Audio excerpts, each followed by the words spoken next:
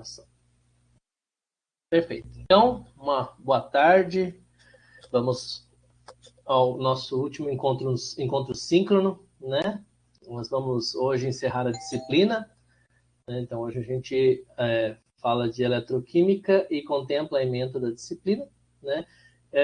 Semana que vem é o prazo de entrega da última avaliação e também é o último dia do semestre letivo, né? Na verdade, não é o último dia, porque quem tem aula sábado, né, considera no sábado, mas na semana de segunda a sexta é nosso último dia, né?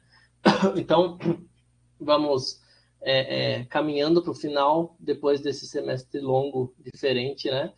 E esperando que semestre que vem todos estejamos lá presencialmente, a gente possa aí, enfim, né, se encontrar e ver as carinhas, né, todas lá pelo campus ou até mesmo pelas salas de aula, dependendo das disciplinas que vocês forem fazer, né?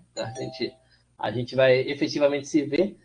Nós vamos ter que fazer um reconhecimento facial, né, de olhos, porque eu acredito que até lá as máscaras ainda não estarão abolidas em ambiente fechado, mas de qualquer maneira, no ambiente aberto, a gente vai poder se encontrar, né, e saber qual é o verdadeiro rosto de cada um, tá?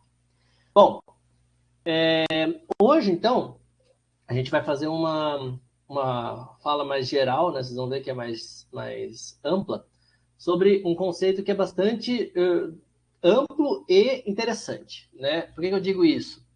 Porque vocês podem usar eletroquímica e processos de oxirredução tanto em química mesmo, né, na área aplicada, quanto nas áreas gerais, né, de engenharia, de tecnologias, né, técnicas, enfim, né, nas mais variadas possibilidades. Por que eu digo isso? Porque oxirredução é um processo... Olá, boa tarde, tudo bom? É um processo que rege fenômenos que estão presentes aí diariamente para a gente, né? Então, a gente conhece muito os processos de ferrugem, né, que a gente generaliza, que é a oxidação do ferro, mas hoje a gente vai aprender a identificar esses processos como pares, né, entender por que são pares, e a gente vai fazer alguns cálculos, né, de como que esses processos se dão de forma espontânea ou não. Bom, para isso, a gente vai precisar entender alguns fenômenos, tá? E quando eu falo em entender alguns fenômenos, a gente não vai partir de uma reação que envolva, né, o processo de oxidação e redução, como é o clássico, né, que a gente fala lá de oxidação do metal para formar o óxido metálico. A gente vai partir de um desenho que mostra para nós, né, vou ampliar um pouco, uma reação que talvez seja conhecida, né? Não sei, mas pelo menos o produto que é a formação do cloreto de sódio a partir dos seus elementos, né? Sódio metálico e cloro gasoso. Tá?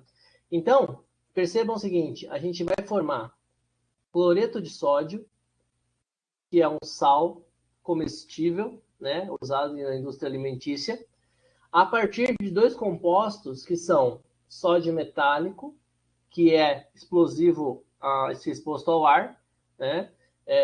Pelo menos pirofórico, né? Então ele pega fogo se a gente deixar exposto ao ar, e cloro gasoso, que é tóxico se ingerido, tá?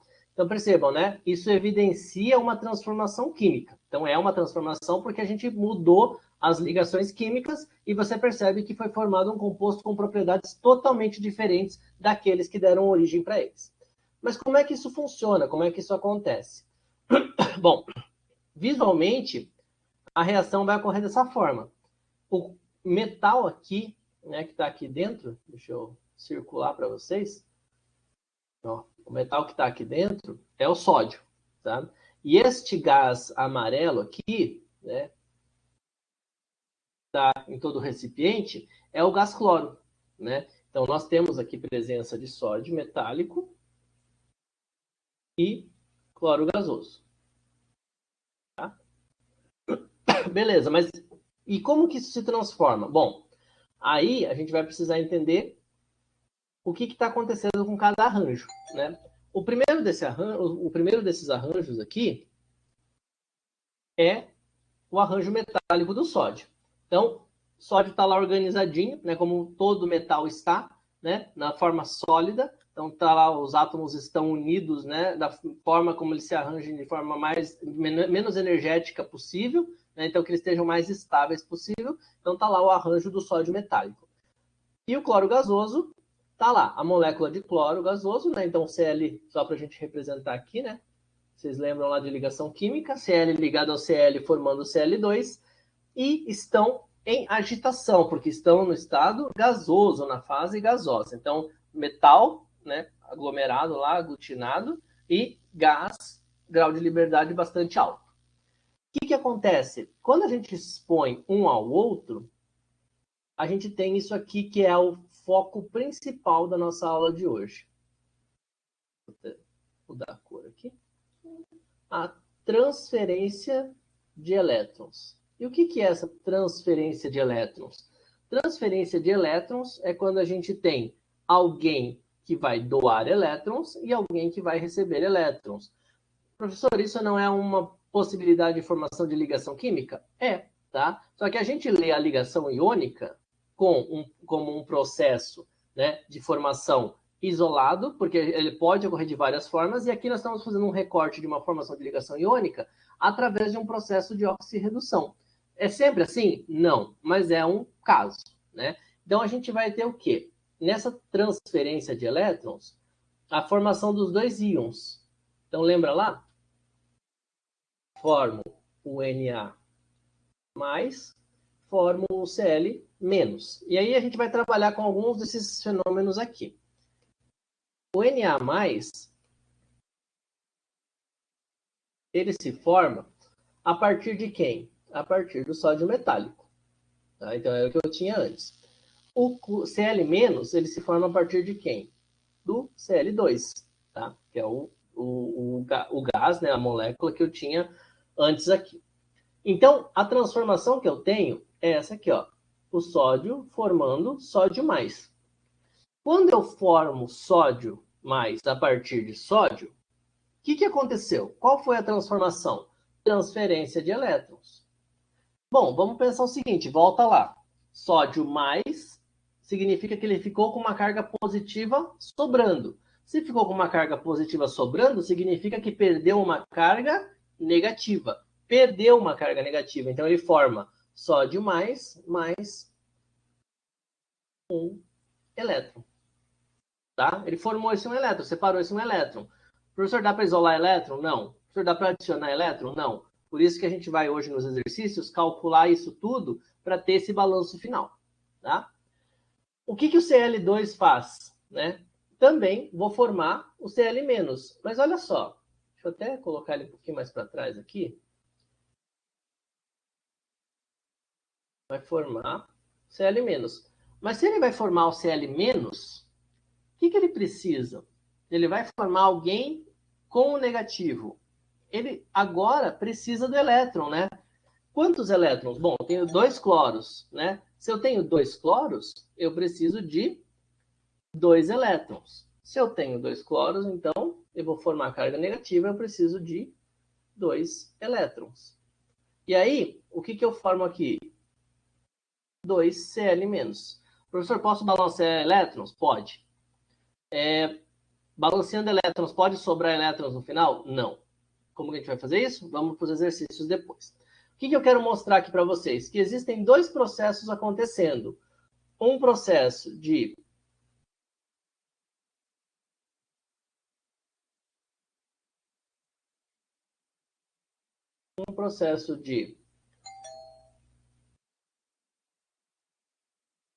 formação, e não é que está formando, né? Não está reagindo e formando, mas ele está sendo produto, formação de elétrons, e outro processo de consumo de elétrons, tá? Esses 2 processos, formação e consumo de elétrons, né? Estou dando esses nomes genéricos só para mostrar que dá para comparar no mesmo tipo de reação. A gente tem nomes específicos. Quando a gente forma o elétron, né? A gente fala que ele doa elétron, né? Então ele dá elétron para o meio. E quando a gente consome elétron, a gente fala que ele recebe elétron. Se ele doa ou se ele recebe, então esses processos têm dois nomes específicos. O primeiro vai se chamar um processo de oxidação e o segundo vai se chamar um processo de redução. Tá? Isso, né? Aí vocês têm os macetinhos que vocês lembram lá, tá? Mas vocês vão ver daqui a pouco, a gente vai falar de agentes oxidantes e redutores, e aí dá uma embaralhadinha, tá? Mas é isso mesmo, é a mesma linha, né? Que se tem lá, né? Da onde surge esse doar e receber? Dessas formações e consumos de elétrons que a gente tem. Oxidação, então, vai doar elétron, e redução vai receber o elétron. Super importante, existe um sem existir o outro? Não. Por isso que o processo é o processo de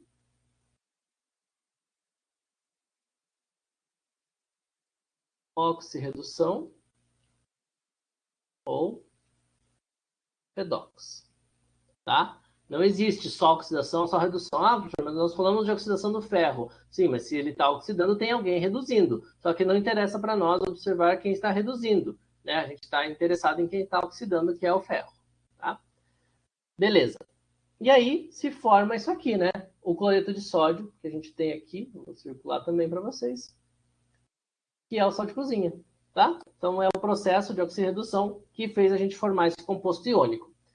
Mas vamos tentar entender algumas nomenclaturas específicas dentro de alguns exercícios. Tá? Eles estão resolvidos aqui, só para ficar mais fácil de identificar, mas eu quero mostrar para vocês o seguinte. O que ele pede aqui para nós? Né? Que a gente possa identificar todos os agentes, primeiro, né, todas as reações de oxidação e redução, e depois os agentes oxidantes e redutores. Primeiro ponto, cada uma dessas reações que a gente colocou aqui, né, vou colocar aqui como adicional e depois eu coloco lá embaixo uma informação complementar. Cada uma dessas reações aqui, ó,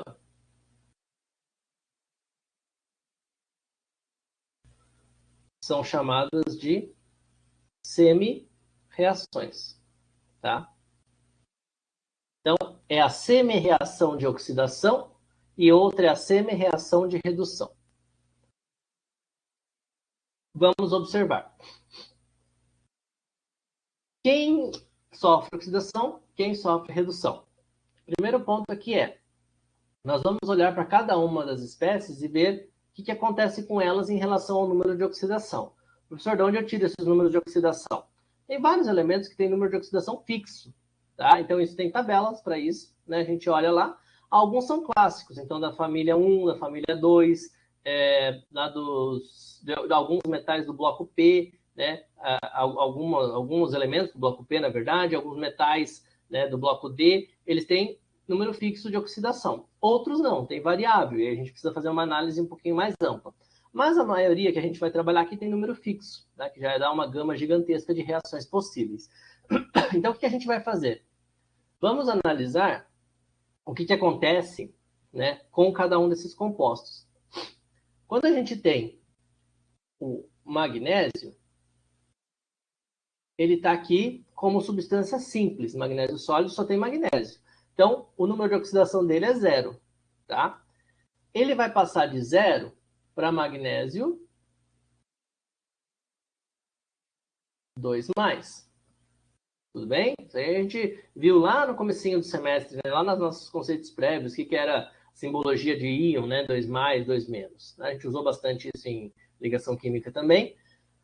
Formou 2+. O que aconteceu com ele? Né? Então vamos representar o que aconteceu aqui.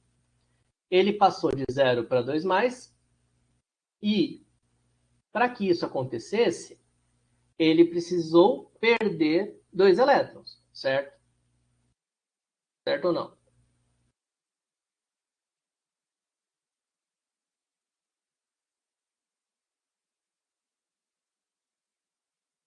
Certo, tá? Perdeu 2 elétrons. Perdeu 2 elétrons, então significa que ele formou, né? Se a gente quisesse representar aqui a semi-reação, nós não vamos complicar agora, mas se a gente quisesse colocar, nós teríamos isso aqui. Este processo é representado como sendo a semi-reação de oxidação. Tá? E o contrário, né? Ou seja, o complementar, o que acontece? Nós temos ali o nosso oxigênio gasoso, o nosso O2. Nosso O2 vai formar, a partir de algum processo, oxigênio 2-, né? Então, nós vamos ter um somatório de, vamos colocar aqui, 2 elétrons, né? Só que lembra, é O2, então seria vezes 2, né? Então seria 4 elétrons, né? Se a gente quisesse. Então, vou colocar 2 elétrons aqui entre aspas, porque na verdade seria 4 elétrons. Tá? Mas, né, o que a gente está tentando observar? Não é o balanceamento por enquanto, é entender que ele vai receber esses elétrons. Então, se ele vai receber esses elétrons, significa que ele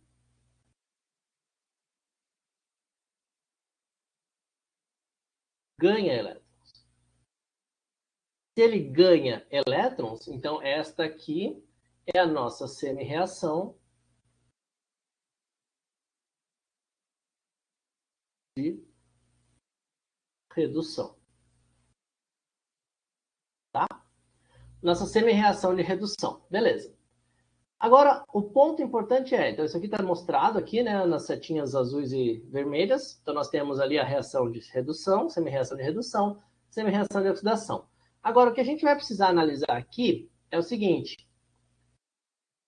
Esses processos geram um agente oxidante e um agente redutor. Quem são? Então vamos pensar o seguinte, ó. Vamos pensar pelo magnésio, tá? O magnésio,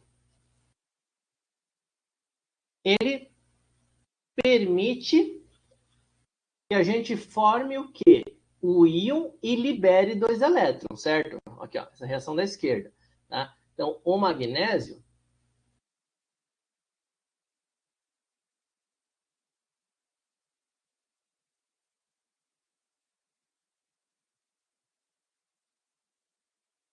permite que sejam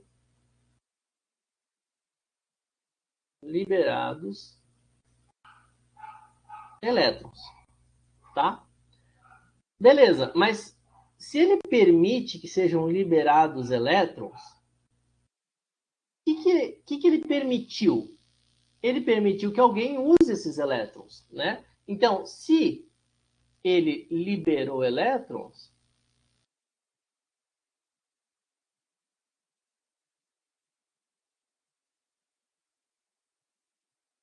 alguém pode usar, tá? Então, ó, o magnésio permitiu que os elétrons fossem liberados e alguém pode usar esses elétrons. Quem que vai usar elétrons?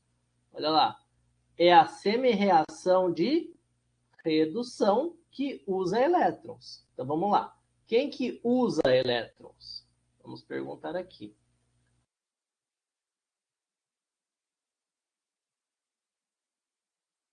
Quem usa elétrons? Quem usa elétrons é a semi-reação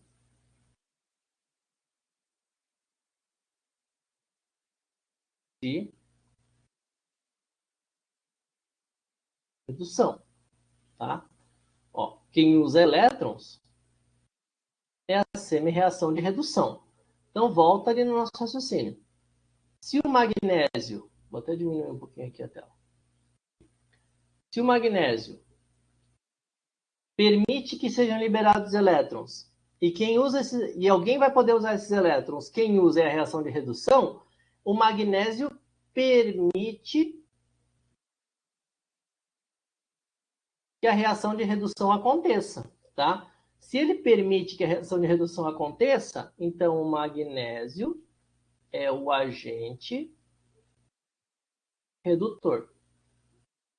Sem ele, não teria como acontecer a redução. Ah, professor, mas o magnésio não oxida? Sim, mas ele oxidando, ele permite que a reação de redução aconteça. né? Então, quando ele oxida, ele dá elétrons para o meio e quem usar esses elétrons vai poder reduzir. Se ele não desse esses elétrons, não teria como ocorrer redução. Por isso que ele é o agente redutor, tá?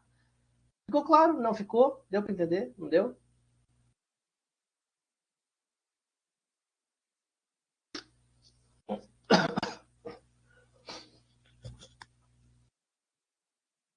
Sim, tranquilo? Né? Então, beleza. Tá? Mas se tiverem dúvidas, vão jogando aí. Tá? Eu vou, às vezes eu estou escrevendo e não vejo, mas depois eu já olho. Podem ir perguntando, tá? Ótimo. Então, o que acontece no fim das contas? Se o magnésio é o agente redutor, o oxigênio é o agente oxidante, por quê? Pelo raciocínio contrário. Não vou fazer outro organograma aqui, mas o oxigênio usa elétrons. Bom, se ele usa elétrons, ele permite que alguém forme, né? Porque se ninguém usasse, não ia formar. Então, ele vai usando. Se ele vai usando, significa, então, que ele permite que a oxidação aconteça. Então, por isso que o O2 é o agente oxidante, tá? Eu vou passar para um outro exemplo aqui, vou deixar o de baixo para se vocês quiserem, né, depois analisar. Mas, ó, essa reação do meio aqui, que é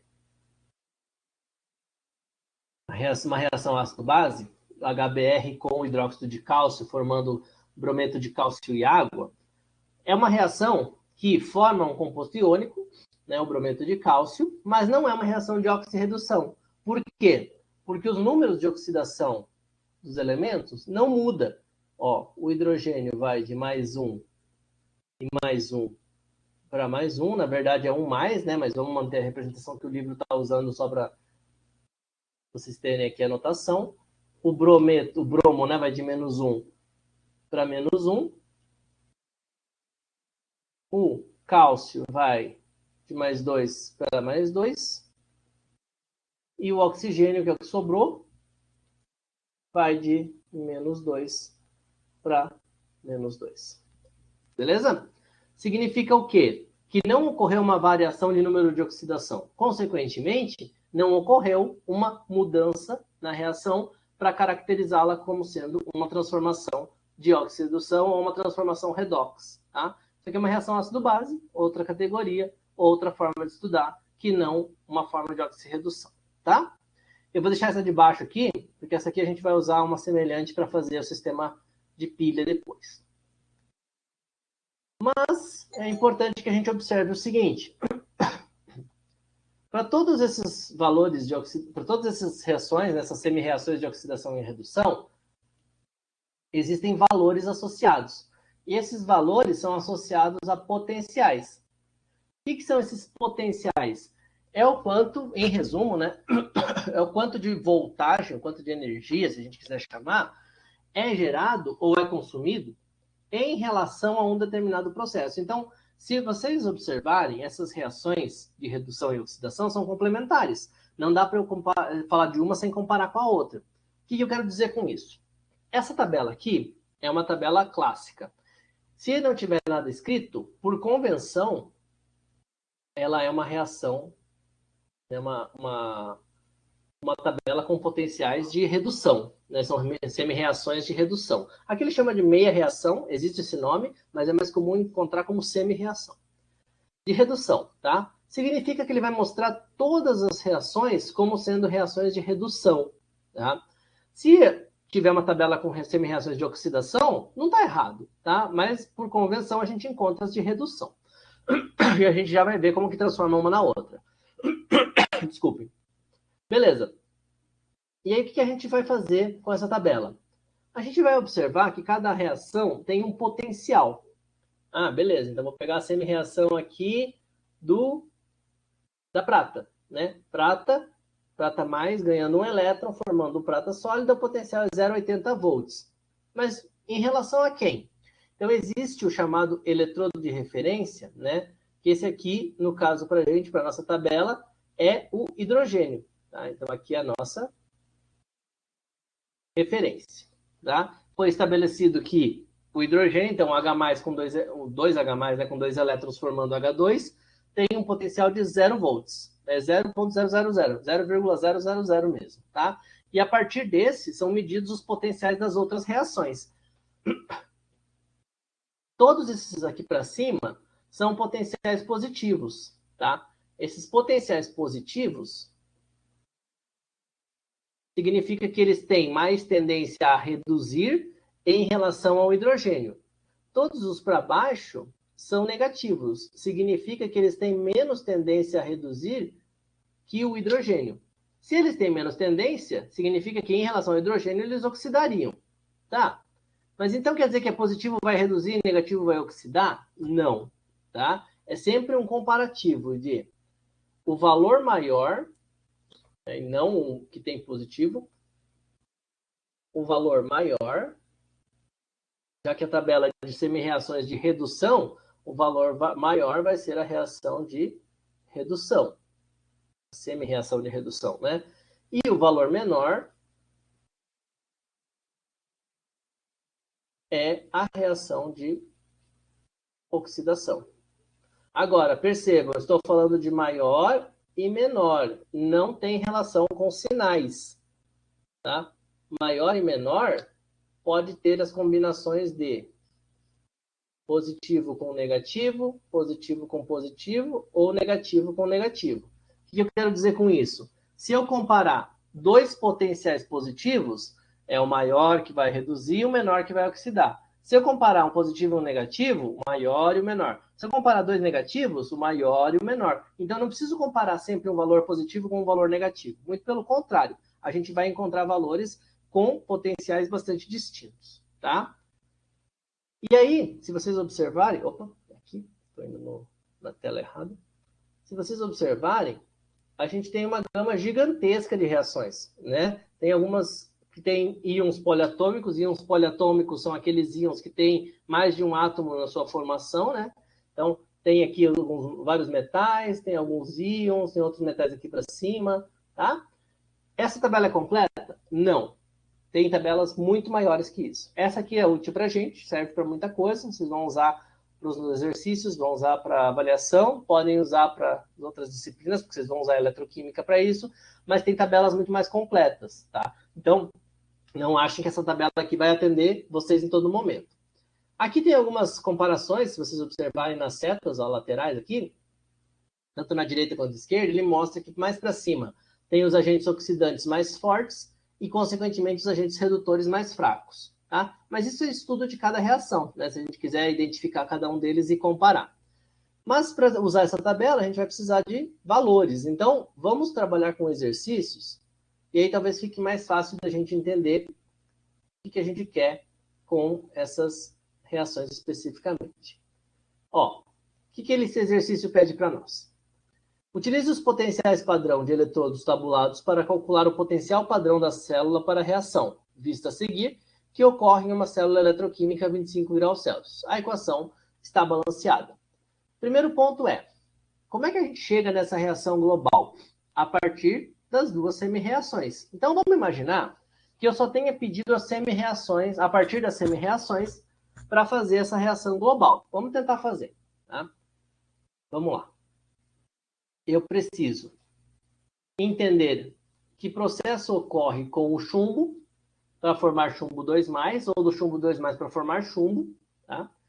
E que processo ocorre com o cromo, né, para formar cromo 3+, ou o inverso. Vamos lá, que dados eu tenho? Eu tenho os potenciais padrão de redução. Então, eu vou colocar todas as reações em formato de redução, tá? O que acontece com as reações de redução? São aquelas que vão, a partir do íon, receber elétrons, né, e formar ali ou espécie neutra ou espécie negativa, vai depender do que for. Ou com menos elétrons, positiva também, não tem problema, tá? Então, vamos lá, vamos desenhar as nossas, primeiro ponto, vamos desenhar as nossas semi-reações. Seria, não vou balancear ainda, né, porque a gente não tem ela balanceada no processo. Então, aqui, ó. Chumbo 2+, eu vou tirar os estados físicos, tá? Só para a gente poder trabalhar com elas mais limpas, mas eles estão todos ali representados na reação. Chumbo 2+, mais elétron, formando chumbo sólido. Quantos elétrons? Bom, se eu tinha uma carga 2+, então são 2 elétrons para neutralizar. E a outra reação de redução é o quê? cromo 3+, mais 3 elétrons, formando cromo 0, cromo sólido. Ah, eu ia tirar todos os estados, né? Vou tirar de todos aqui, só para não gerar confusão. Tudo bem. Então, aqui nós temos as nossas primeiras semi-reações. O que eu faço com elas? Eu vou localizar os potenciais padrão de redução a partir dessa tabela. Então, de quem que eu preciso? Do chumbo 2+, virando chumbo. Vamos lá. Vamos localizar na tabela. Chumbo 2+, virando chumbo. Aqui. Achamos. Vou marcar aqui para vocês. Ó, chumbo 2+, mais 2 elétrons, virando chumbo sólido. Qual que é o potencial? Menos 0,13 volts. Então, vamos marcar aqui. O potencial, menos 0,13 volts. Tá? E quem a gente precisa também? O cromo 3+, virando cromo. Vamos localizar. Ó, percebam o seguinte. Tem duas reações aqui, ó, onde eu estou passando o mouse, com cromo 3+. A de cima, forma de cromo 3+, forma cromo 2+. É a que a gente quer? Não. Tá? A que a gente quer é de baixo. É o cromo 3+, com mais 3 elétrons, formando cromo sólido. E o potencial é menos 0,73 volts. Então, o potencial aqui, menos 0,73 volts. Tá? Beleza. O que nós temos, então? Esses dois potenciais. E percebam, são dois potenciais negativos. Né? Então, se são dois potenciais negativos, não daria para fazer aquela comparação de um é positivo, outro é negativo. Quem é maior? Então, vamos pensar aqui. Ó. Que é matemática, né? Menos 0,13 é maior que menos 0,73. Tá? Isso não é novidade, por quê? O número é maior, né? Mais próximo de zero para números negativos é maior, e quanto mais afastado do zero, ou seja, mais tendendo a menos infinito, menor. Se o de cima é menor, então significa que de cima é maior, né? Se o menos 0,3 é maior, significa então que a tendência dele reduzir é maior.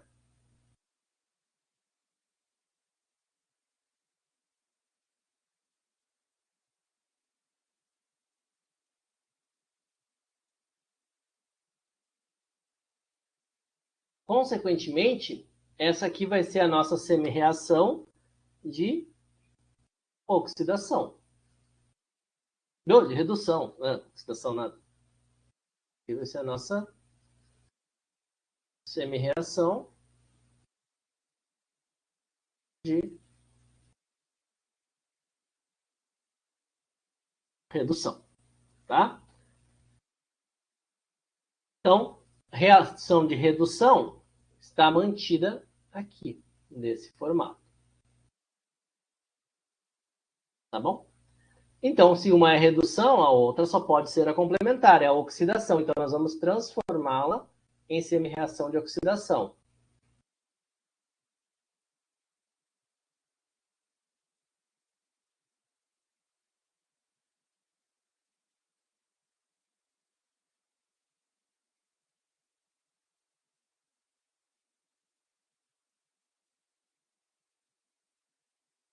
Em semi-reação de oxidação. Como é a semi-reação de oxidação? É o contrário, né? É o inverso. Então, a gente vai ter aqui, vamos ter nossas colorações, cromo formando cromo 3+, mais 3 elétrons. Beleza? E aí são as duas reações que a gente vai utilizar. A de oxidação e a de redução. Agora, lembra que eu falei lá para vocês? A gente não pode ter elétron sobrando, né? Se a gente não pode ter elétron sobrando, significa, então, que nós temos que balancear esses elétrons. Então, das duas reações que nós temos aqui, ó, Eu vou diminuir um pouco. Que são chumbo 2 mais 2 elétrons formando chumbo e cromo formando cromo 3 mais 3 elétrons, a gente vai usar um princípio parecido com o da lei de Hess. Parecido por quê? Porque a gente vai precisar cancelar a quantidade de elétrons, porque afinal a mesma quantidade que for fornecida tem que ser consumida e vice-versa, tá? Mas a gente não vai fazer alteração nos valores de potencial.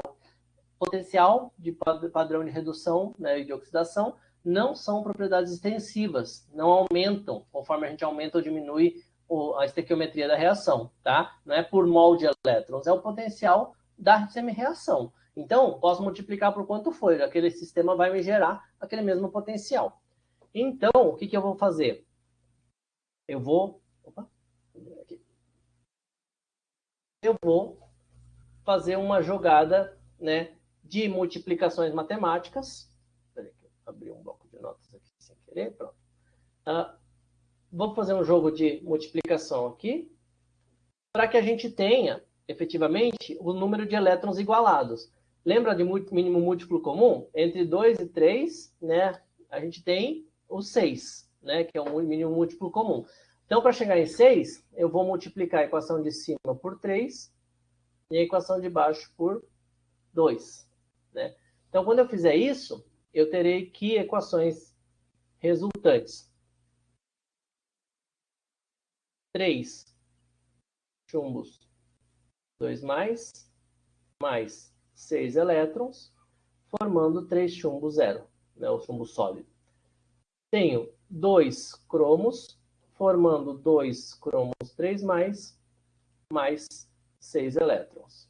Agora sim, né, se eu tenho 3 elétrons sendo consumidos e 6 elétrons sendo consumidos e 6 elétrons sendo formados, corto, e com isso eu tenho então a equação final. Qual seria a nossa equação final?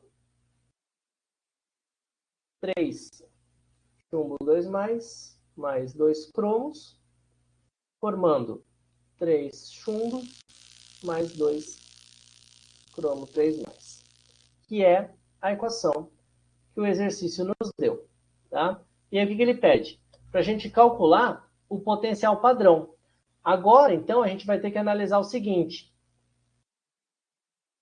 A primeira equação, que é essa aqui, né? Ó, eu apontando para a tela, louco, né? Ó, essa aqui, que é o chumbo 2 mais 2 elétrons formando chumbo, se manteve. Chumbo 2 mais 2 elétrons formando chumbo. Chumbo 2 mais 6 elétrons, 3 chumbo 2 mais 6 elétrons formando 3 chumbos. Lembra? Multiplica, mas não muda o potencial. Então, qual que é o potencial dessa semi-reação aqui? Menos 0,13 volts. Menos 0,13 volts. E a de baixo, que era menos 0,73, era para redução. Mas a gente inverteu, ela virou de oxidação. Então, lembra só, se ele tem um potencial negativo para reduzir, significa que o potencial de oxidação, que é o contrário, é positivo. Tá? É aquela coisa, se não tende a ir para um lado, tende a ir para o outro. Tá? Então, se a gente analisar o potencial dessa nova reação agora, é mais 0,73 volts. Então, quando a gente faz isso, analisa o potencial de cada uma delas, para chegar no potencial final das reações, né, da reação global, da reação final, a gente soma. Então, a gente tem que o potencial final aqui é menos 0,13 mais 0,73. Né? Então, a gente tem que o potencial é mais 0,60 volts, que é o potencial da nossa reação. Tá? Isso é o que o exercício pede. Dá para fazer muito mais coisa? Dá. A gente vai fazer a montagem de uma pilha daqui a pouco, mas mais importante quero saber se está claro, se todo mundo entendeu o que são as semi-reações, onde a gente acha essas semi-reações, como elas se desenham, como elas se constroem. Tem alguma dúvida? Não tem?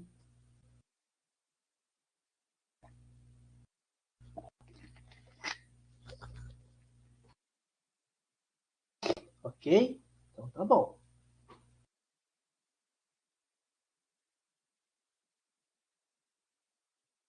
Isso, Aline, bem lembrado, tá? O positivo e o negativo precisam aparecer. Por quê? Porque a gente está falando de potenciais positivos e negativos, né? Mostrando a tendência. Se a gente não coloca, pode interpretar que é o valor absoluto. O valor absoluto pode ser interpretado tanto como o positivo quanto o negativo, né? Ele abrange os dois, né? Se a gente tirar do módulo, ele tem o mais e o menos. Então, expressar sempre o sinal. Perfeito. Tá? Tá tranquilo mesmo, pessoal? Ninguém tem dúvida, nada? Né? Então tá. Qualquer coisa, manda bala aí. O final, Vinícius, vamos lá então. Claro, claro, posso sim. Qual parte do final, especificamente? Onde fica positivo? Tá. Então, olha lá. Essa segunda reação aqui, a gente pegou da tabela, né? Então, deixa eu usar a mãozinha aqui. Essa segunda semi-reação aqui, a gente pegou da tabela o valor de menos 0,73 volts. Só que o valor de menos 0,73 volts, que a gente trouxe aqui, ó, ele é para reação de redução, certo? Só que a gente pegou aqui e precisou transformar ela na reação de oxidação, porque a gente descobriu que a outra tem mais tendência a reduzir. Então essa aqui vai ter que oxidar, tá?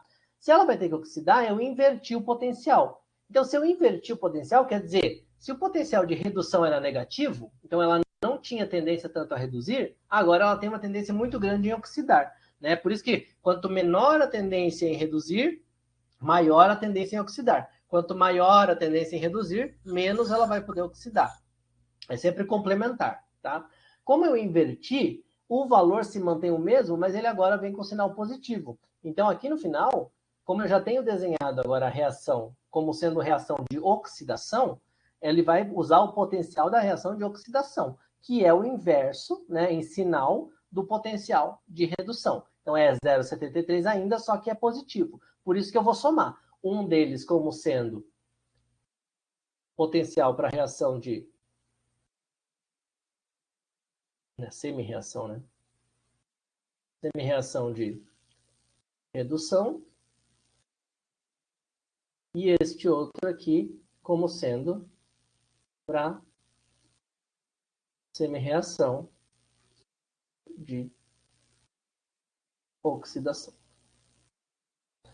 Beleza? Mesmo? Ficou claro? Senão eu repito, não tem problema. Pode mudar o sinal porque a redução é oposto à oxidação. Isso, exatamente, tá? É porque, na verdade, o, o processo, a semi-reação é oposta, mas é sempre bom lembrar que eles são complementares, né? Não existe um sem o outro, né? Como eu sempre uso a referência do Harry Potter, né? Os 7 livros são baseados em oxirredução. Um existe sem o outro, tá? Quem conhece Harry Potter entende a referência. Quem não conhece vai ter que ler 7 livros para a próxima aula para entender ou assistir 8 filmes, tá? Mas, de qualquer maneira, é isso, né? Não tem oxidação sem redução, não tem redução sem oxidação. Beleza? Até aí tudo bem? Alguma pergunta? Não? Bom, aí a gente vai partir para um desenho, tá? Que eu não sei se vocês já fizeram na prática ou não essa atividade, mas se fizeram, melhor ainda, porque vai deixar mais claro. Se não fizeram, quando forem fazer, vão identificar algumas coisas. Vamos lá. Vou ampliar aqui para vocês. Ó, a reação eu vou deixar aqui só nessa parte, senão a gente vai fazer tudo que ele pedir aqui, a gente vai fazer muita coisa antes do exercício. Ele pede que a gente faça um esquema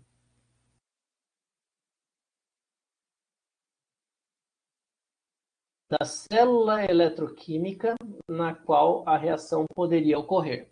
O que é célula eletroquímica que a reação poderia ocorrer? Espera só um minutinho, gente. Deixa eu só arrumar as tomadas aqui, senão eu sumo da aula sem vocês saberem por quê.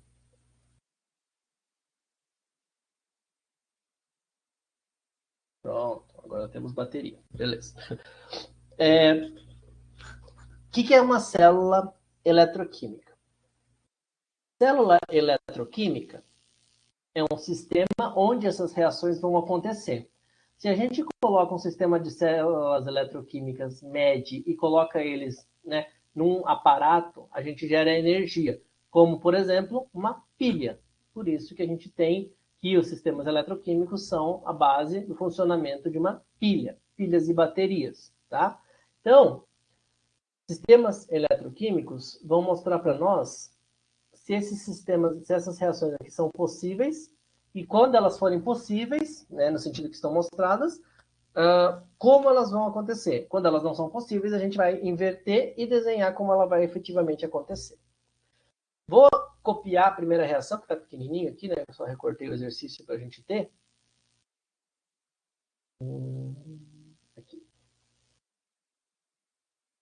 Para a gente poder trabalhar. Então, ele tem o ferro mais magnésio, formando ferro 2 mais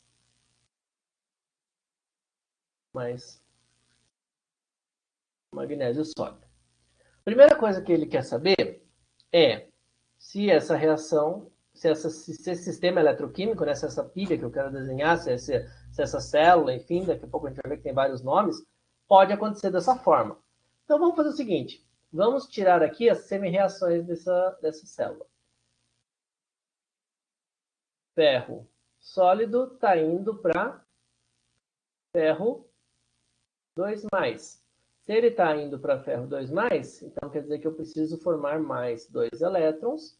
E esse aqui vai ser o meu sistema de oxidação ou redução?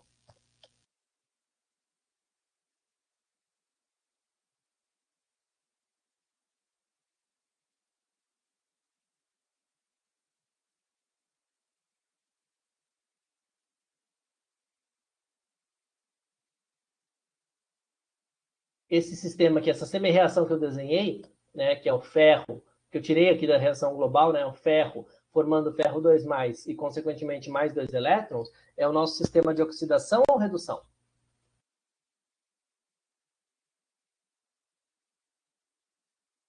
Oxidação, tá? Isso aí. Então, nossa semi-reação de oxidação. Vou deixar aqui na frente só, tá bom? Consequentemente, nosso outro sistema é o sistema de redução. E quem é nosso sistema de redução? É o magnésio 2 mais 2 elétrons, formando magnésio sólido. Aí eu pergunto para vocês, a gente não comentou sobre isso ainda. Como é que eu faço para saber se nossa célula, né, ou nossa reação global de oxidação e redução, se o nosso sistema pode acontecer dessa forma como ele está desenhado aqui? O que determina a espontaneidade do meu sistema? Alguém tem alguma possibilidade, alguma hipótese, alguma coisa? A gente passou por esse ponto, mas a gente não destacou, né? O que determina que ele seja espontâneo? Porque ele pede para nós, né? Verifique se essa reação acontece assim. Como é que eu vou verificar? Aqui eu vou pegar os potenciais, depois eu vou determinar o potencial final. Mas como é que eu determino se ele é espontâneo ou não?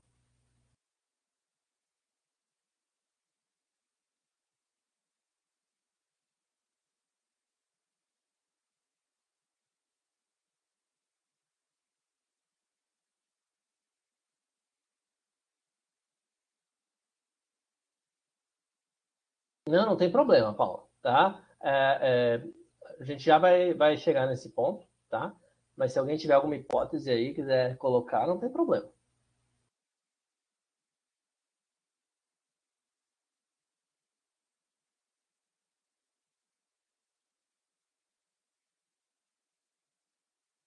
Exatamente, Aline. É isso mesmo, tá? Imagina, fica tranquilo, Gabriel, sem problema, tá? É, com os elétrons, efetivamente, não que a gente vai cancelar, né? A quantidade de elétrons no final, tá? Então, essa não é uma relação de espontaneidade, tá? Mas é isso mesmo, Ara, também é a mesma coisa, né? Variação de energia. Então, se o potencial final da célula for positivo, quer dizer que essa reação é espontânea, né? Então, a gente tem o processo ali espontâneo nesse sentido. Se não, quer dizer que ele é espontâneo no sentido oposto. Então, ele tem o sentido não espontâneo e o sentido espontâneo, tá? Isso, exatamente. Tá? Ela é favorável termodinamicamente. Na verdade, Paula, a terminologia de espontaneidade, a gente pode determinar, por exemplo, espontaneidade de reação termodinamicamente, eletroquimicamente, cineticamente, todos os parâmetros que a gente estudou podem determinar espontaneidade. A gente vai analisar agora espontaneidade eletroquímica, mas pode combinar tudo, eletroquímica com termodinâmica, com cinética, e falar que ela é espontânea ou não. Mas o ideal é que, por enquanto, a gente analise separadamente, tá? É bacana, a gente consegue ver várias reações aí por vários aspectos. Às vezes a gente não tem dado suficiente para analisar por um, a gente analisa por outro, tá? Fica tranquilo, Aline, a gente vai fazer passo a passo aqui, tá? Eu só estou pegando algumas informações gerais para a gente voltar. Já? Sim? Então tá bom, beleza, tá bom? Mas vamos lá, vamos localizar os dados na tabela. Então, vamos pegar aqui. A gente tem primeiro a nossa semi-reação de oxidação, né? E na nossa semi-reação de oxidação, a gente tem um potencial. Assim como na nossa reação de redução, a gente tem um potencial. Tá? Então, vamos pensar o seguinte, ó. Qual é a reação que a gente tem? É o ferro formando ferro 2+, mais 2 elétrons. Vamos lá na nossa tabela de potenciais.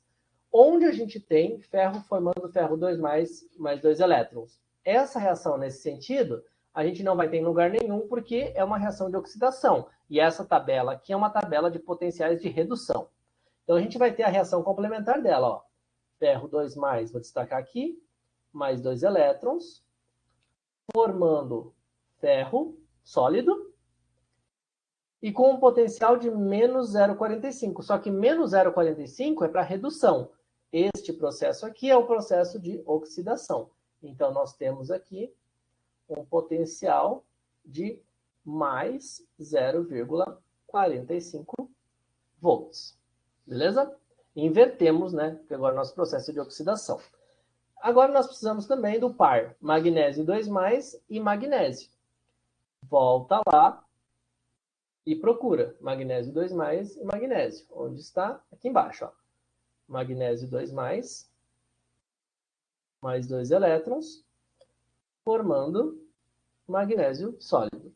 E aí o nosso potencial é de menos 2,37.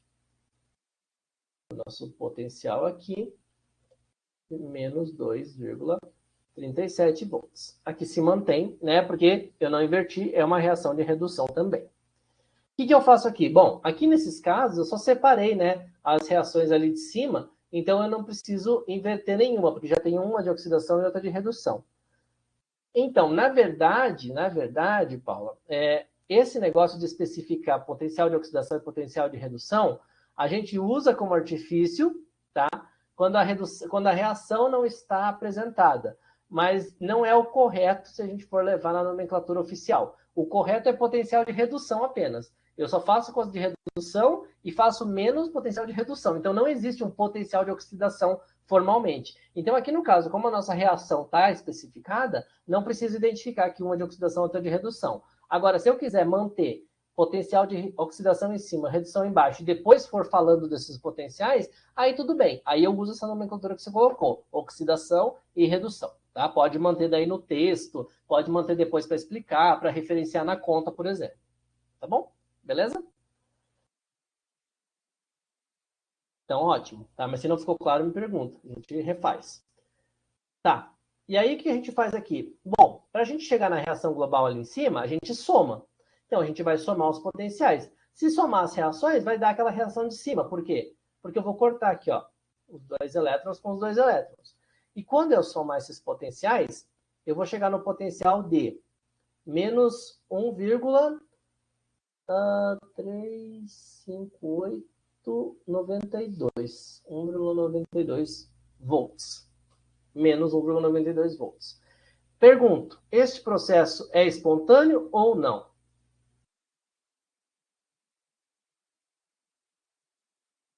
Não, tá? Não é espontâneo. Por que ele não é espontâneo? Porque ele é um processo com potencial negativo, tá? Então, é um processo não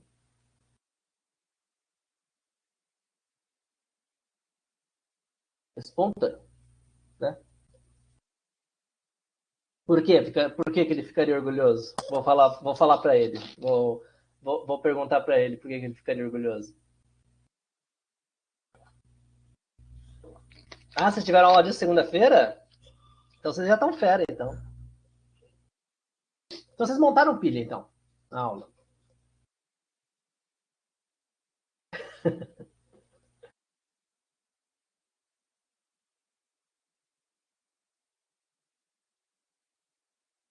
Ah, uma turma, tá.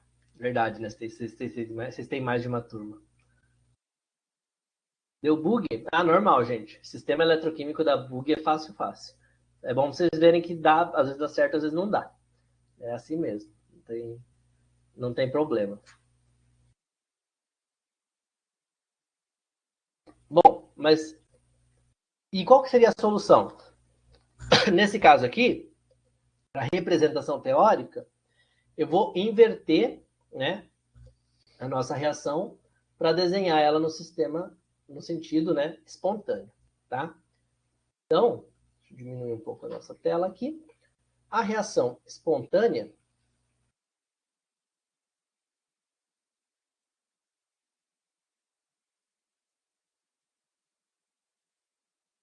seria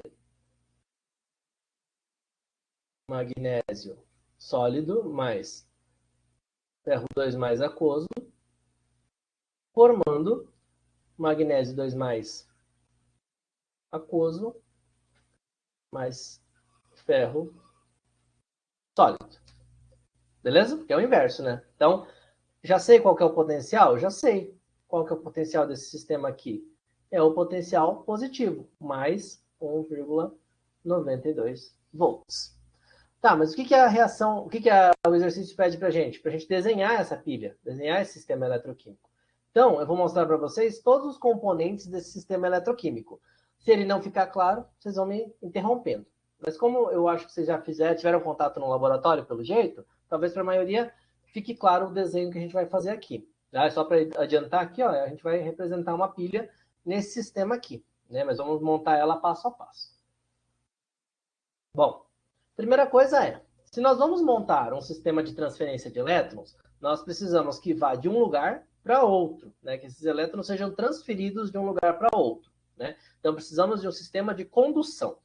Então, para criar um sistema de condução, a gente vai ter dois recipientes separados. Não precisa ser sempre separado, mas o clássico são recipientes separados. Tá? Dois recipientes separados. No caso, vocês usariam, né, dois beckers no laboratório. E desses dois recipientes separados, a gente tem que ter o sistema da semi-reação de oxidação e o sistema da semi-reação de redução. Quem é a semi-reação de oxidação? Aqui a gente é representado em cima o ferro, mas é para a reação não espontânea. Então, é para o sistema de magnésio. Então, nós precisamos de uma barra metálica imersa em uma solução. E já vamos identificar quem são essas soluções e essas barras. Aqui do outro lado, nós também temos uma barra metálica. Deixa eu desenhar primeiro a barra aqui. Imersa numa solução, tá? Vou trazer esse nosso desenho aqui um pouco para baixo.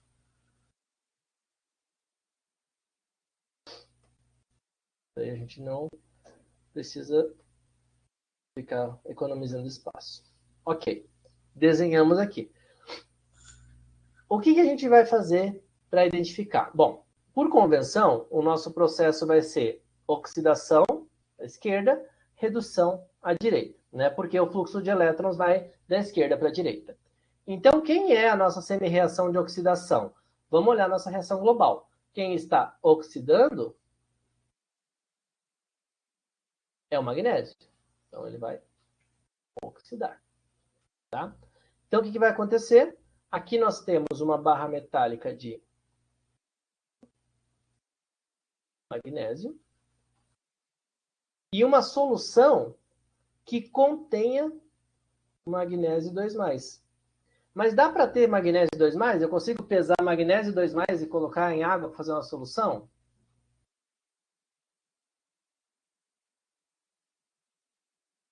Como é que eu preparo uma solução de magnésio 2+?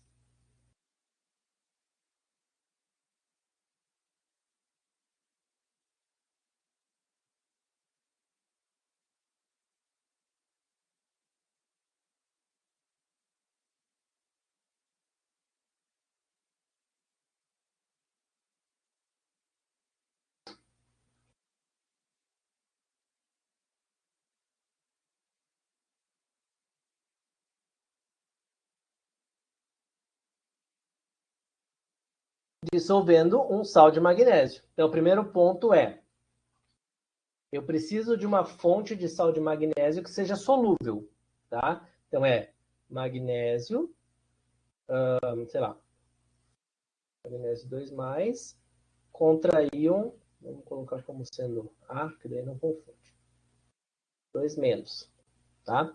Precisa ser originário de um sal solúvel, certo? Não é qualquer fonte de magnésio, tem que ser solúvel em água, porque o nosso sistema é aquoso. Beleza. E aí gera a fonte. Ah, mas então não vai ter o contraíon aqui dentro? Vamos supor lá, nitrato de magnésio. Não tem nitrato ali dentro? Tem. Vai fazer diferença? Não, porque ele não participa. Ele começa nitrato, ele termina nitrato. Então ele não participa da reação de oxirredução. Agora, no outro lado, nós teremos o par complementar. Quem é o par complementar? É o ferro. Então, uma barra de ferro, que é o ferro metálico, e uma fonte, né, de ferro 2+, que seria uma solução.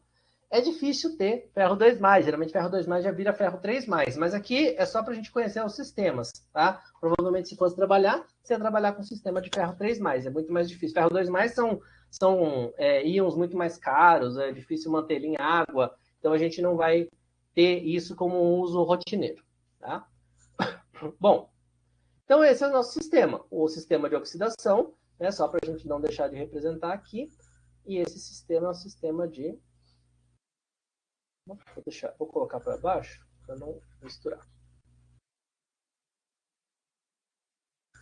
Sistema de redução. Ok. Mas agora eu preciso que isso forneça energia, isso gere energia. O que está faltando na minha pilha? Ou no meu sistema eletroquímico, né? Vamos chamá-lo assim. O que vocês acham que está faltando?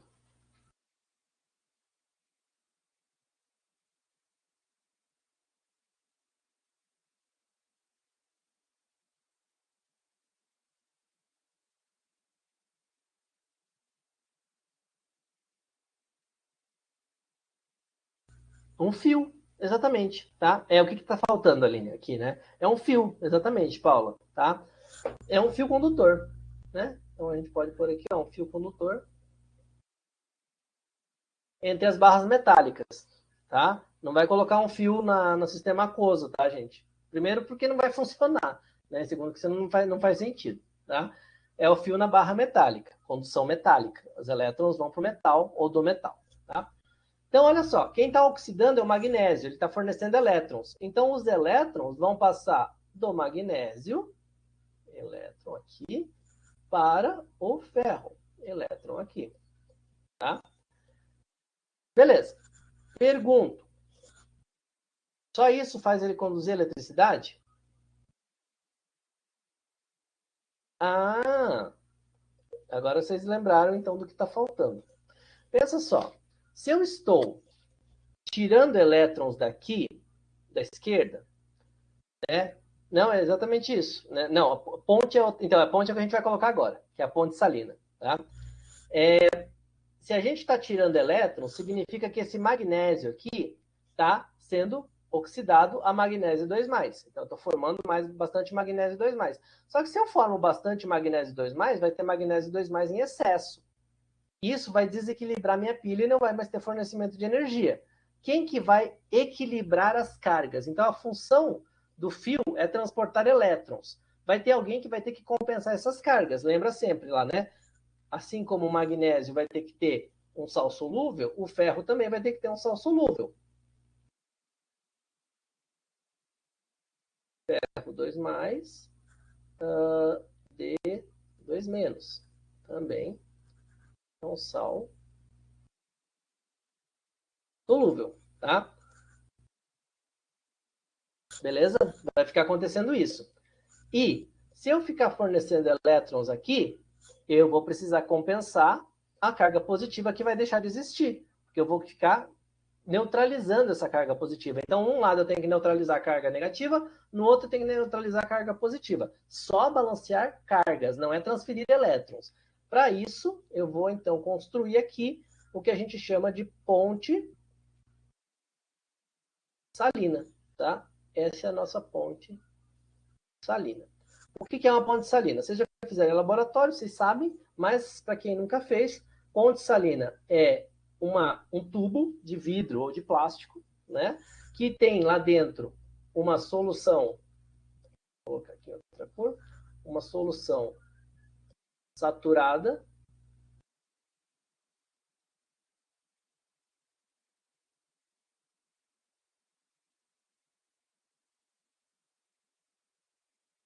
de um sal altamente ionizável. Né? Tem que ser um sal bastante solúvel, porque ele forma bastante íon. Precisa ser um sal que teve ali na preparação? Não, não tem nada a ver. Pode ser, geralmente o pessoal usa nitrato de potássio, nitrato de sódio, cloreto de sódio, tá? Que são sais bastante ionizáveis e eles vão separar, tem íon e cátion para balancear as cargas positivas e negativas que estão sobrando, tá? E aí eles vão balancear a carga. Aqui dentro fica a solução e aqui na ponta fica alguma coisa que torne ele semipermeável, né? Então, por exemplo, você vai colocar lá algodão, fibra de vidro, alguma coisa assim. Por quê? Porque ele precisa passar a solução para a solução aquosa. Se eu deixar sem passar, ele não vai passar íon. Não existe passar íon, passa a solução, né? Então, a mesma coisa aqui. Nesse contato que tem, permite que se equilibre. Então, ó, vão passar os elétrons pelo fio condutor, vão se equilibrar as cargas pela ponte salina e vai haver o sistema de oxirredução. O que é o objetivo principal de tudo isso? Gerar energia. Então, a gente vai ter aqui um multímetro, né, que vai mostrar para nós quanto de energia está sendo gerado. Para esse sistema, mais 1,92 volts, né, que a gente já analisou, já estudou, já fez o estudo teórico para desenhar essa pilha. Tá? Pergunto, até onde vai essa pilha? Ela é eterna? Ela acaba? Se ela acaba, quando ela acaba?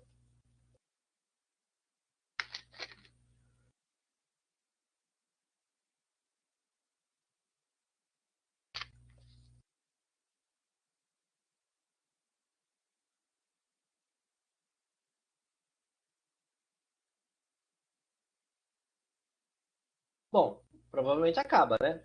Sistemas eternos não existem. Quando acaba, então?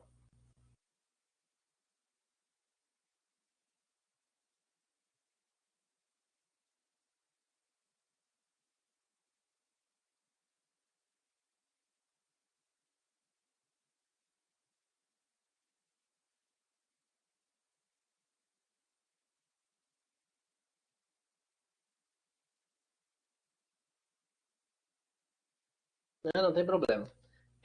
Claro, claro, posso sim. Esse sistema ele vai ficar gerando energia e ele vai acabar em algum momento. Quando que ele vai acabar? Quando a barra toda é consumida, exatamente. Tá? Então, o metal é o nosso limitante.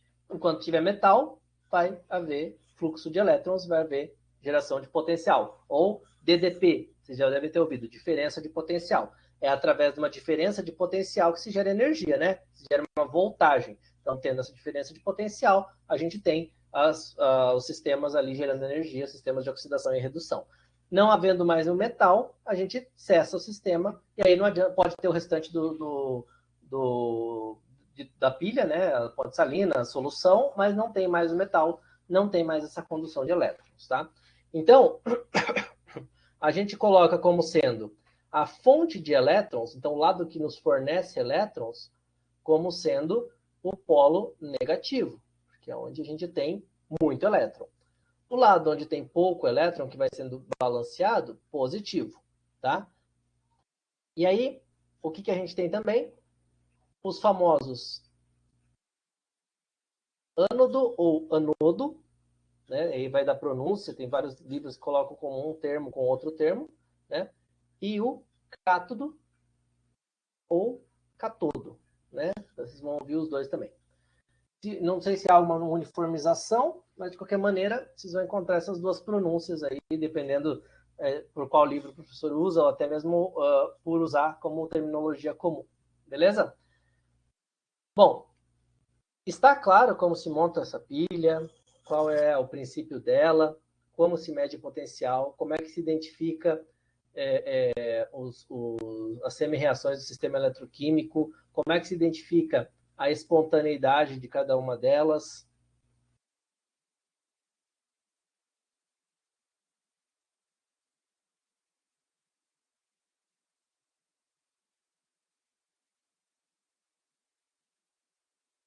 Ah, tá.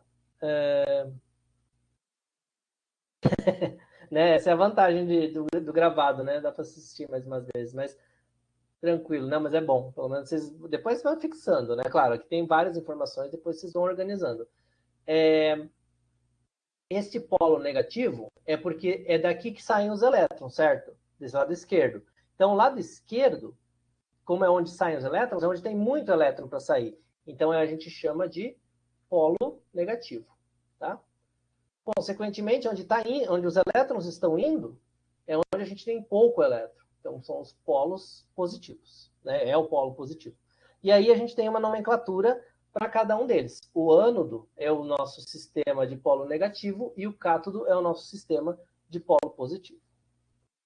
Tá? Por isso que a gente tem uma diferença de potencial, DDP, né? Diferença de potencial entre os dois polos, o polo positivo e o polo negativo. Sem polo positivo e sem polo negativo, por exemplo, uma pilha não aconteceria. Aí eu faço uma pergunta para vocês, tá? Mas eu tenho um sistema assim, mas eu não quero que o fluxo de elétrons vá para esse sentido. Eu quero o fluxo de elétrons no sentido contrário. O que eu faço?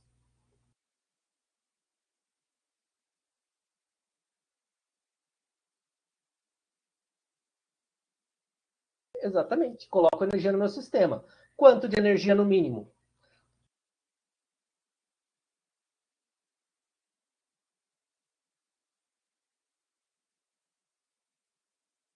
Exatamente, Cristian. Tá? 1,93 no mínimo. Por quê?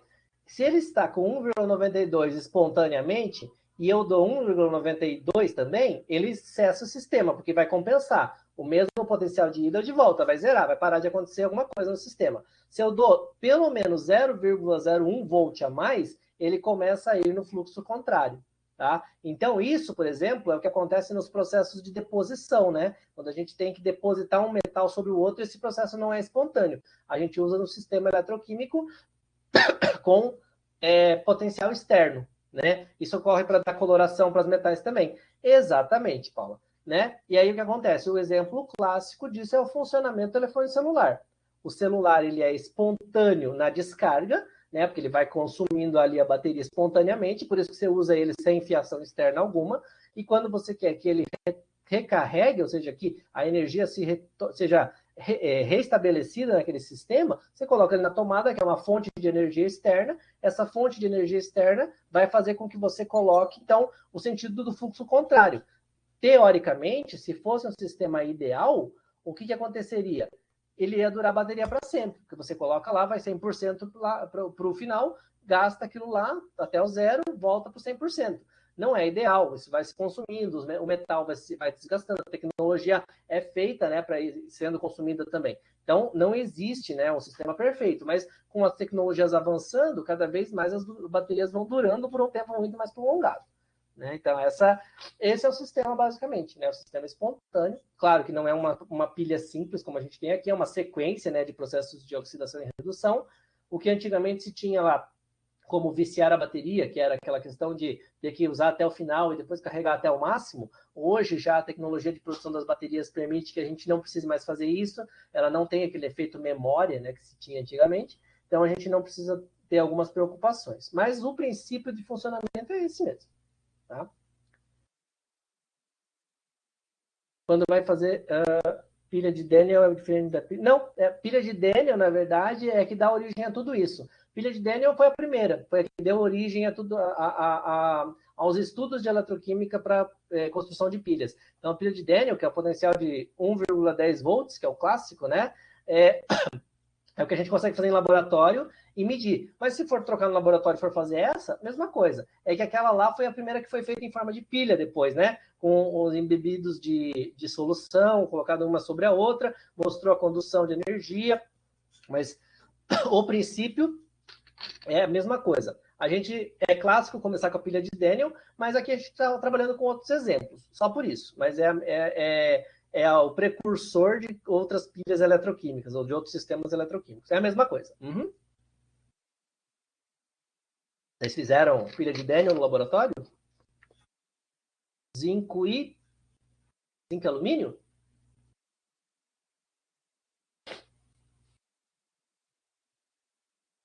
Então, Gabriel, na verdade não. A diferença na estrutura que você tem é que você pode ter sistemas eletroquímicos. Não tem problema, pode perguntar. Sistemas eletroquímicos que são sistemas gasosos, por exemplo, o eletrodo de hidrogênio, não tem como ter uma barra de hidrogênio, né?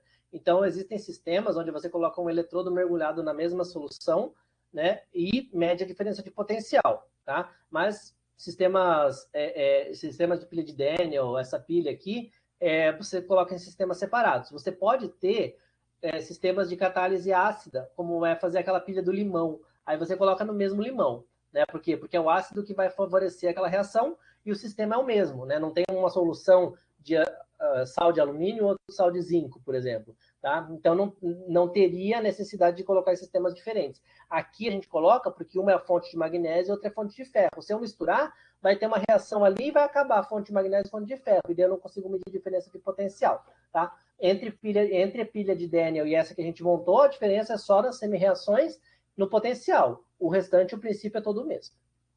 Tá?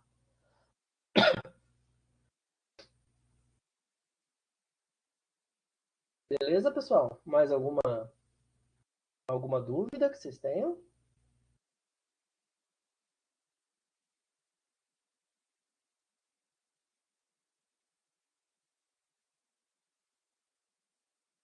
Não? Então tá. Bom, vou deixar indicado aqui para vocês. Esse último exercício aqui não tem problema, tá? É para esquematizar esses sistemas que a gente fez agora. Eu quero que vocês tentem fazer como exercício aí externo, né, para vocês fazerem depois da nossa aula, essa atividade aqui, que pede para a gente pegar a partir da nossa solução, né, da nossa pilha, do nosso sistema eletroquímico, e identificar quem é o ânodo, quem é o cátodo e qual é o fluxo de elétrons, tá? Por quê? Porque quando a gente vai desenhar, a gente já desenha proposital, num sentido, para que fique na convenção. Mas quando a gente vai montar no laboratório, a gente não precisa montar da esquerda para a direita, a gente monta e observa se o potencial é positivo e negativo e vê quem que é que está oxidando e quem está reduzindo. Aqui é como se eu tivesse montado no laboratório um sistema de prata e estanho, com as barras metálicas presas por fios, né? E com as soluções correspondentes ali com a ligação pela ponte salina. E aí a gente identifica cada um desses sistemas como sendo ânodo, cátodo, polo positivo, polo negativo, e o fluxo de elétrons. Para fazer isso, eu preciso necessariamente conhecer as semi-reações. Então, vai acabar sendo um exercício completo, revisando tudo que a gente fez ali, tá? Todos esses modelos sem precisar montar a nossa pilha, agora com a pilha montada. Esse último exercício aqui, se vocês quiserem fazer, ele dá um passinho um pouquinho adiante que mostra eletrodos um pouco diferentes. Nós não vamos trabalhar com ele hoje, mas se vocês quiserem fazer para exercitar, enfim, fiquem à vontade, a gente tira as dúvidas de vocês sem problema algum. Eu acho que, né, a gente poderia trabalhar muito mais coisa nesse aspecto, mas, de novo, a gente trabalharia com sistemas não espontâneos. Então, daria para trabalhar, por exemplo, variação nas concentrações de solução, equação de Nernst, né, que daí a gente consegue calcular o potencial a partir de outros sistemas, mas para amparar uma química geral, se a gente entender bem o funcionamento de uma pilha, de um sistema redox, de uma célula eletroquímica e conseguir calcular os potenciais, tá tudo tranquilo, tá? Então, vou deixar essas atividades assíncronas para vocês, mas quero saber, ficou alguma dúvida da aula de hoje? Ficou alguma coisa em aberto? Querem que repita alguma coisa?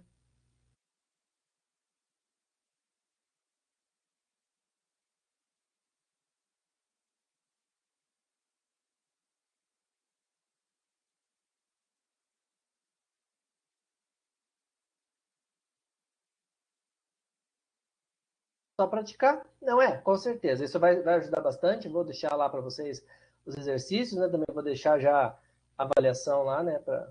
Para assim que eu montar, né? Dá uma prova inteira.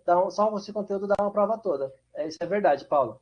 Esse conteúdo é bastante amplo, né? Dá para discutir muito fator. Se vocês quiserem, eu faço 2 provas, uma com os outros conteúdos e uma com esse.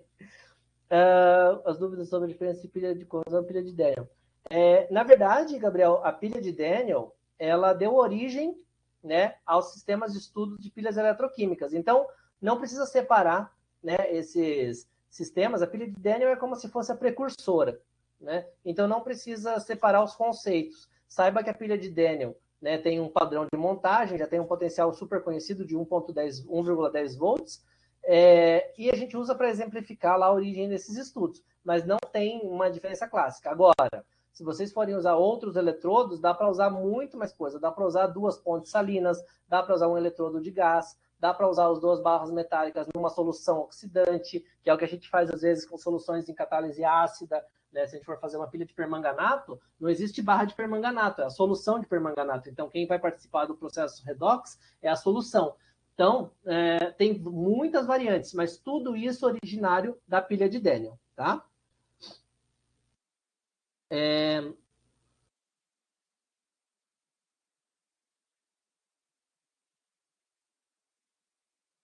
Não entendi, Diego. Se eu vou carregar eu vou colocar o vídeo, vou colocar exercícios nesse mesmo sistema, resolvidos e sugestões, e vou colocar a prova logo em seguida para vocês, né? Porque daí o prazo de entrega na semana que vem, aí vocês têm um tempo razoável para poder fazer.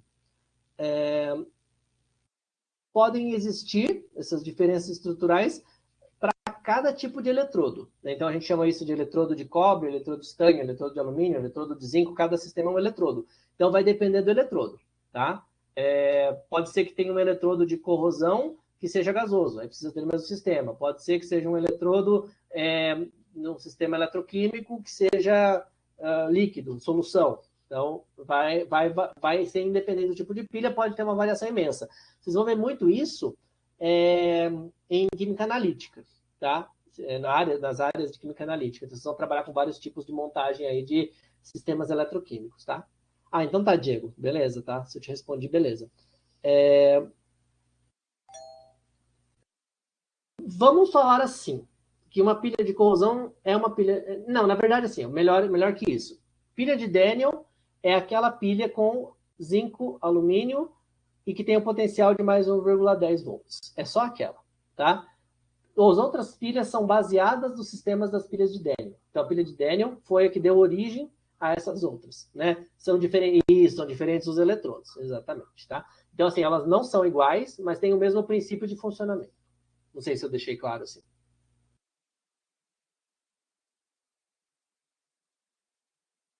Sim? Então, beleza. Tá? A pilha de Daniel se enquadra, né, como uma pilha, um sistema eletroquímico de forma bem geral. Mais dúvidas, pessoal?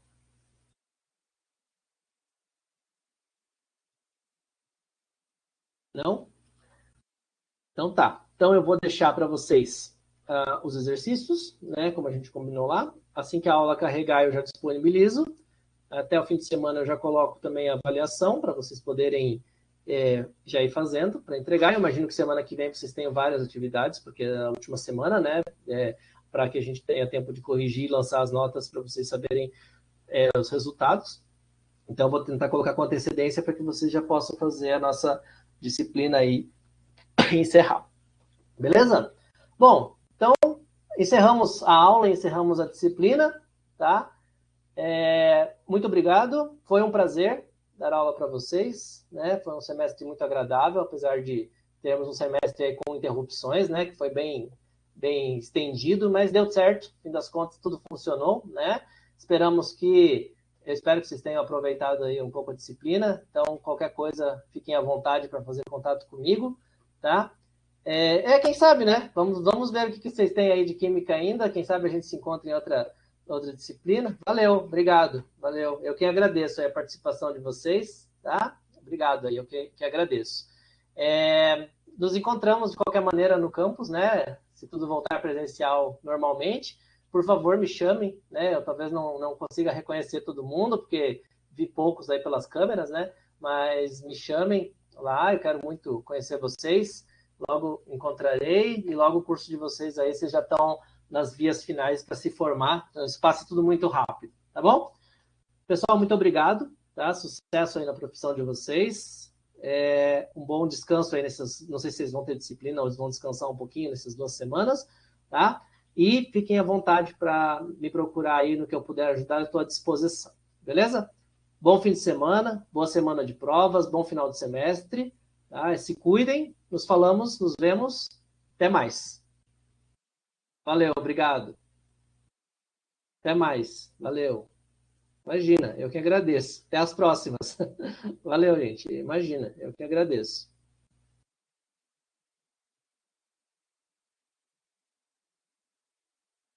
Valeu, imagina. Eu que agradeço.